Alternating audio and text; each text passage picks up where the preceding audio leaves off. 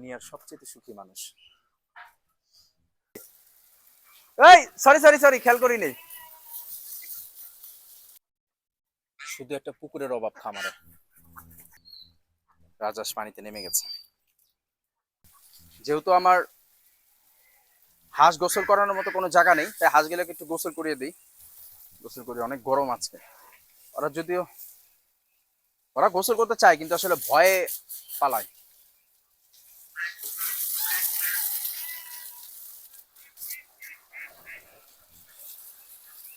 দেখাই পাতাগুলো। এখানে কিন্তু বাগান বিলার গাছ আছে। এই এই সরি সরি সরি, খেয়াল করিনি।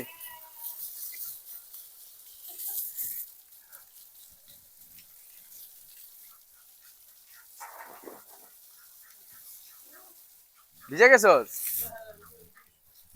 খেয়াল করিনি।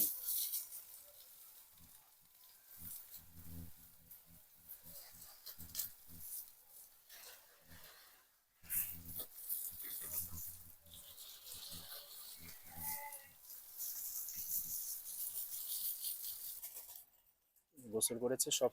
শুধু একটা পুকুরের অভাব খামারে।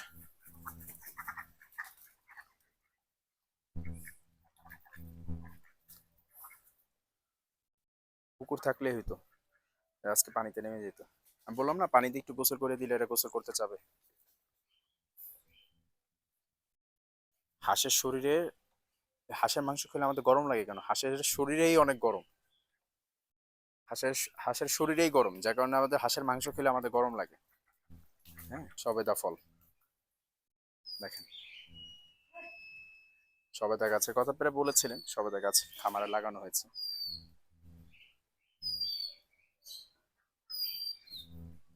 কি সুন্দর পাখি ডাকছে, তাই না? আর এই দিক দিয়ে যে রাজহাঁস পানিতে নেমে গেছে। অনেকবার ট্রাই করার পর একবার পানিতে নামলাম, দেখেন কিভাবে গোসলটা করে।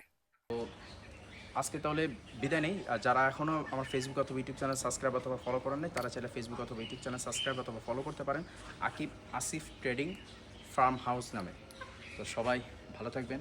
আল্লাহ হাফেজ। আসসালামু আলাইকুম। টাটা।